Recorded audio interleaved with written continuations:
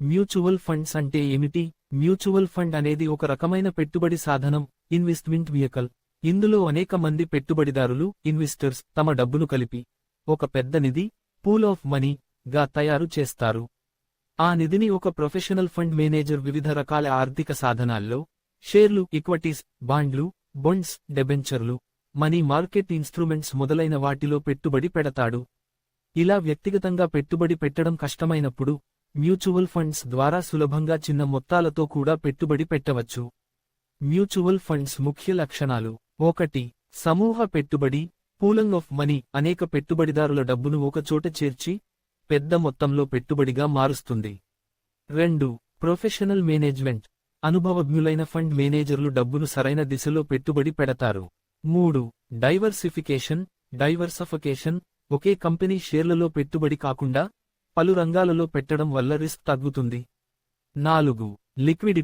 Liquidity అవసరమైతే ఎప్పుడైనా redeem చేసుకునే అవకాశం ఉంటుంది, ఓపెన్ ఎండెడ్ ఫండ్స్లో. 5.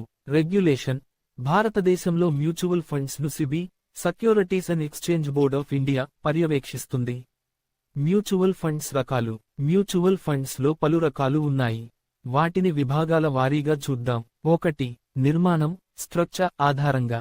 Open ended funds, open ended funds ఎప్పుడైనా కొనుగోలు లేదా అమ్మకానికి వీలు ఉంటుంది. Closed ended funds, closed ended funds ఒక నిర్దిష్ట కాలానికి మాత్రమే అందుబాటులో ఉంటాయి. ఇంటర్వెల్ ఫండ్స్ కొన్ని సమయాల్లో మాత్రమే రిడెంప్షన్ అవకాశం ఉంటుంది. 2. ఆస్తి తరగతి, అసెట్ క్లాస్ ఆధారంగా. ఈక్విటీ ఫండ్స్ షేర్లలో పెట్టుబడి పెడతాయి, దీర్ఘకాలిక లాభాలకు అనుకూలం.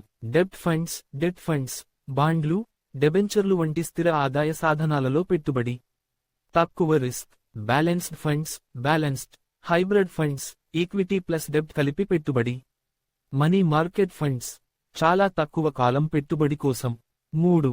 పెట్టుబడి లక్ష్యం, ఇన్వెస్ట్మెంట్ ఆబ్జెక్టివ్ ఆధారంగా. గ్రోత్ ఫండ్స్ ఎక్కువ లాభం సాధించడానికి. ఇన్కమ్ ఫండ్స్ స్థిరమైన ఆదాయం పొందడానికి. ట్యాక్స్ సేవింగ్ ఫండ్స్ ఈఎల్ఎస్ఎస్ ఆదాయ పన్ను మినహాయింపులు పొందడానికి. 80C కింద. మ్యూచువల్ ఫండ్స్ లో పెట్టుబడి చేసే విధానం. 1. సిప్ సిస్టమాటిక్ ఇన్వెస్ట్మెంట్ ప్లాన్ నెలకు ఒక నిర్దిష్ట మొత్తాన్ని పెట్టడం. ఉదాహరణకి ₹500 లేదా ₹1000 నుండి మొదలు పెట్టవచ్చు. 2. లంప్సమ్ ఇన్వెస్ట్మెంట్ ఒకేసారి పెద్ద మొత్తంలో పెట్టుబడి చేయడం. మ్యూచువల్ ఫండ్స్ ప్రయోజనాలు: 1.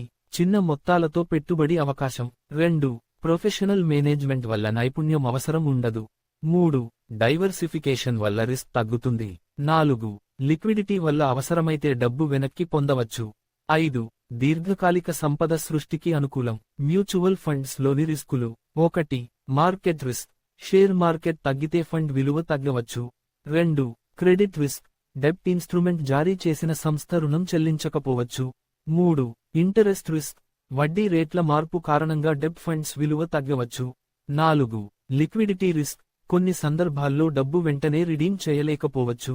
మ్యూచువల్ ఫండ్లో పెట్టుబడి ఎలా మొదలు పెట్టాలి? 1. KYC పూర్తి చేయాలి. పాన్, ఆధార్, అడ్రస్ ప్రూఫ్ అవసరం. 2. AMC అసెట్ మేనేజ్మెంట్ కంపెనీ లేదా డిస్ట్రిబ్యూటర్ ద్వారా రిజిస్టర్ అవ్వాలి. 3. సిప్ లేదా లంప్సమ్ పెట్టుబడి పద్ధతి ఎంచుకోవాలి. 4. లక్ష్యాన్ని బట్టి సరైన ఫండ్ ఎంచుకోవాలి. రిటైర్మెంట్, చిల్డ్రన్ ఎడ్యుకేషన్, హౌస్ కొనుగోలు మొదలైనవి.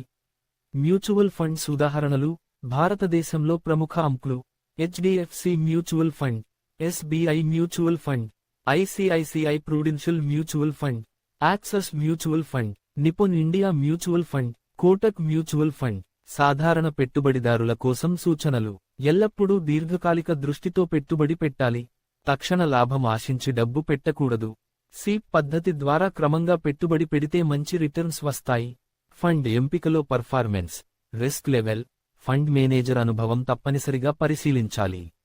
రిస్క్ ఎక్కువగా తట్టుకోలేని వారు డెబ్ట్ ఫండ్స్ లేదా హైబ్రిడ్ ఫండ్స్ ఎంచుకోవాలి.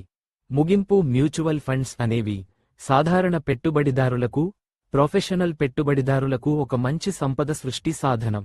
ఇవి పెట్టుబడిదారుల డబ్బును కలిపి సమర్థవంతంగా పెట్టుబడి పెట్టి మంచి రిటర్న్స్ ఇవ్వగలవు. అయితే రిస్క్ లేకుండా పెట్టుబడి ఉండదు అన్న విషయాన్ని గుర్తుంచుకోవాలి. సరైన ఫండ్ ఎంపిక, దీర్ఘకాలిక క్రమశిక్షణతో పెట్టుబడి చేస్తే మ్యూచువల్ ఫండ్స్ ద్వారా ఆర్థిక స్వాతంత్ర్యం సాధించడం సులభం.